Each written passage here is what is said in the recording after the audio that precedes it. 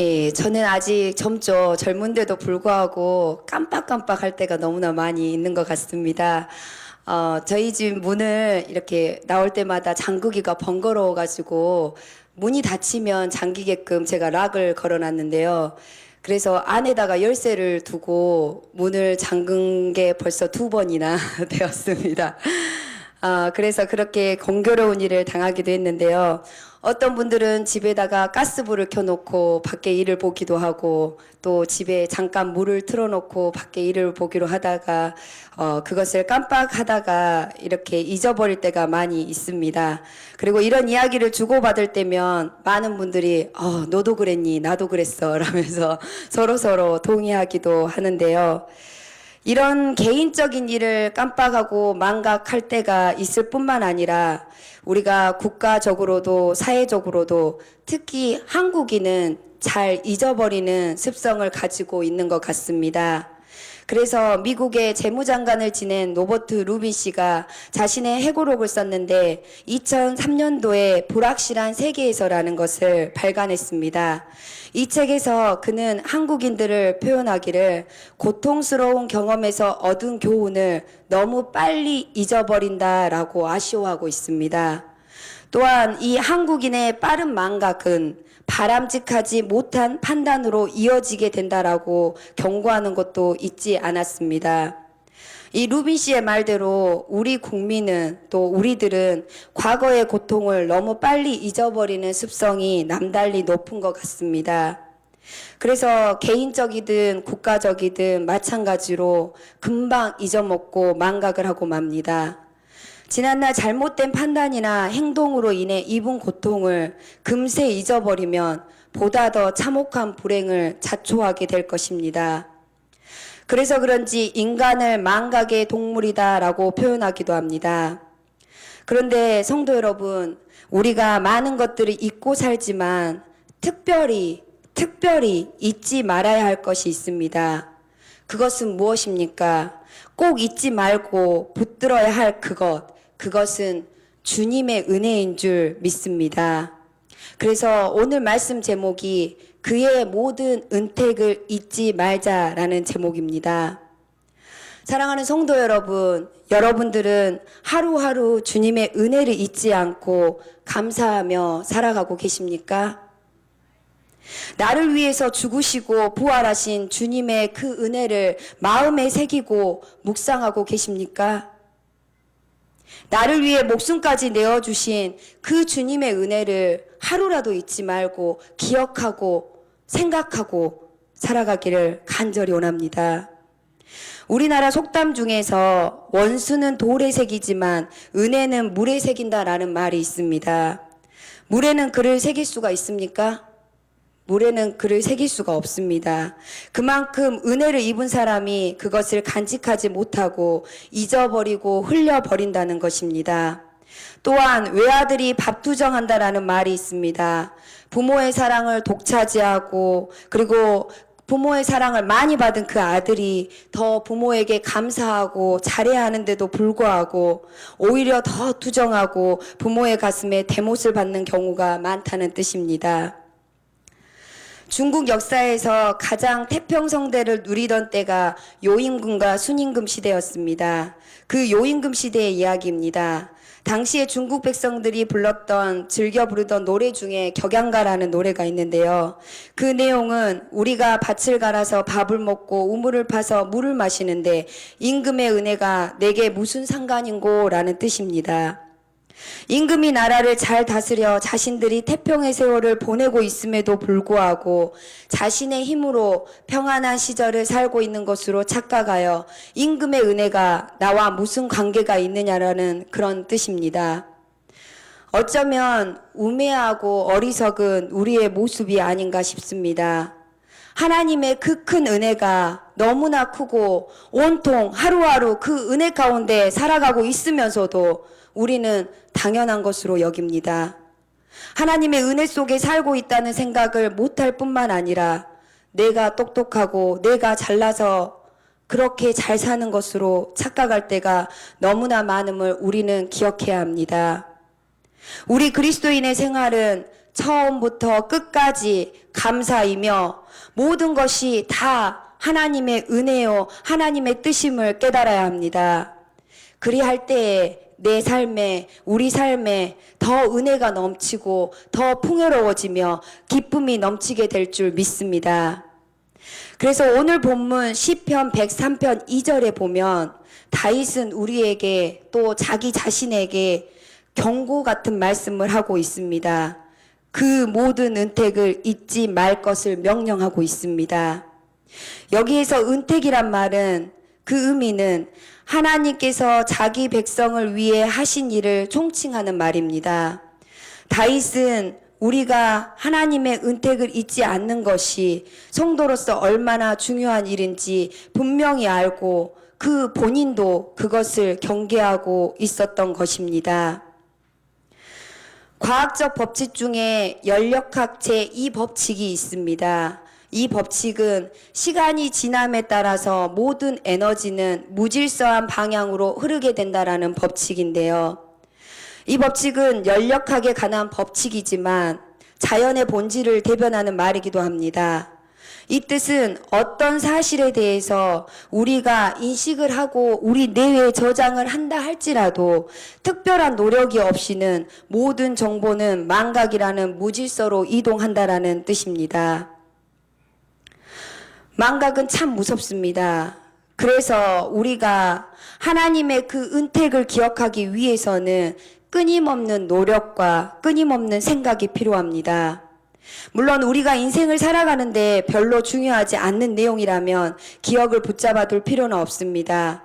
우리가 학교 다녔을 때 배웠던 수많은 것들은 이미 망각되고 말았지요. 그러나 우리가 하나님의 은택과 은혜를 기억해야 하는 것은 너무나 중요한 일인데요. 왜냐하면 이를 기억하는 것이 우리의 신앙과 삶, 그리고 내 생명과 직결되는 문제이기 때문입니다. 성경 말씀에 보면 광야 40년의 길을 걷고 가나안 땅에 입성한 이스라엘 백성들이 가나안 1세대들이 다 죽고 나자 가나안 2세대들은 큰 혼란에 빠졌습니다. 가나안 땅에 도사리고 있었던 죄의 유혹, 우상의 유혹에 그들은 속수무책으로 빠져들고 맙니다.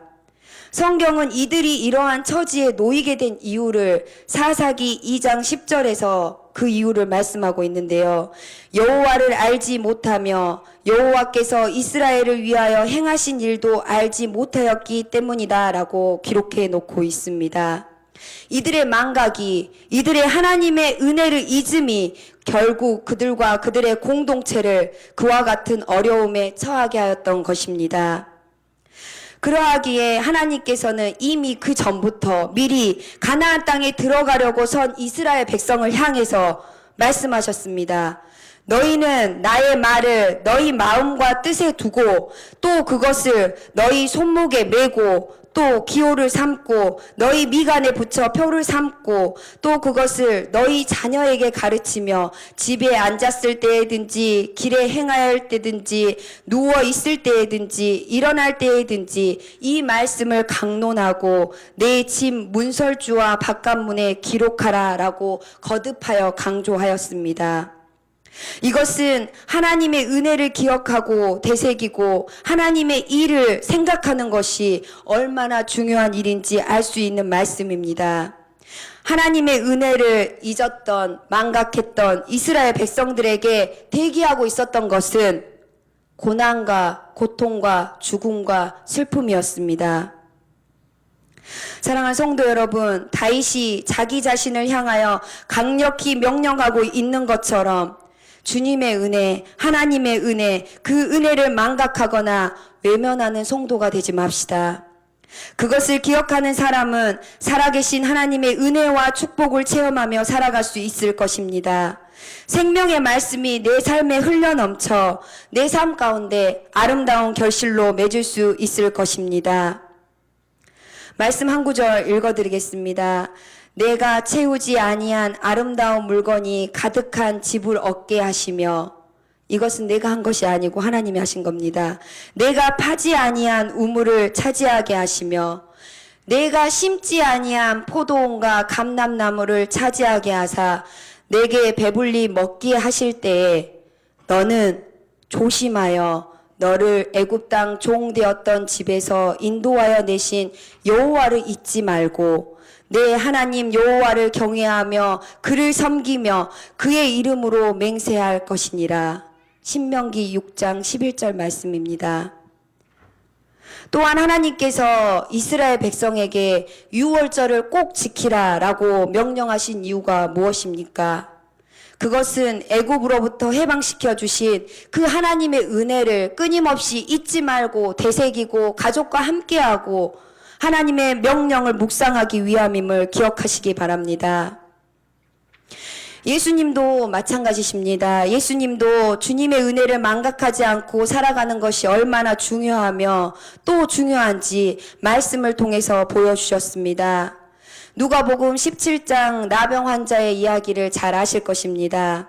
예수님께서 갈릴리와 사마리아로 지나가시다가 어떤 작은 촌에서 문둥병자 10명을 만나게 됩니다. 이 10명이 이미 예수님에 관한 소문을 다 들었습니다. 그 가운데는 이스라엘 사람들이 무시했던 사마리아 사람도 있었습니다. 이 사람들이 예수님께서 지나가시자 멀리서부터 큰 소리로 외칩니다. 예수 선생님이여, 우리를 긍휼히 여기소서, 우리를 불쌍히 여기소서, 그냥 가지 마소서.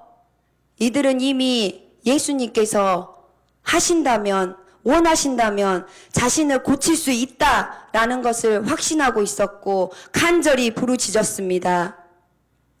예수님께서는 그들의 부르짖음을 들으시고 그들을 불쌍히 여기셨습니다.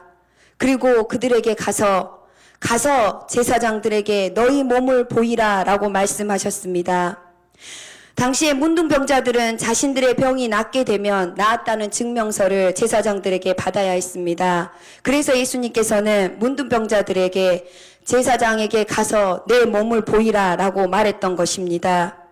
문둥병자들은 예수님의 이야기를 듣고 자신들의 몸이 곧 나을 것이라는 사실을 알게 되었고 기뻐 뛰며 제사장들을 향해 뛰어갔습니다. 그리고 가는 도중에 그들의 문둥병이, 불치병이 온전히 나았습니다. 할렐루야. 이 10명의 문둥병자가 이와 같은 큰 일을 경험했는데, 똑같이 10명이 다 경험했는데, 평생의 그 고난과 수치에서 벗어났는데, 그 사실을 깨닫자마자 예수님께 감사하러 온 사람은 평상시에 유대인들이 무시하고 멸시했던 사마리아인 단 한 사람뿐이었습니다. 그 사람은 병이 낫자마자 예수님께 돌아와 그 병 나음의 감격에 예수님의 그 발 아래 엎드려 하나님께 영광을 돌렸습니다. 감사합니다. 감사합니다. 감사합니다. 영광을 돌렸습니다. 예수님께서는 그 한 사람을 보시고 10사람이 다 깨끗함을 받지 아니하였느냐? 그 9사람은 어디 있느냐?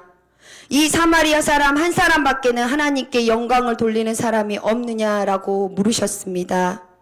10사람이 다 나음을 받았지만 그 은혜를 깨닫고 감사한 사람은 단 한 사람뿐이었습니다. 9사람은 은혜를 잊었고 다시 돌아와 감사드리지 않았습니다. 망각했습니다.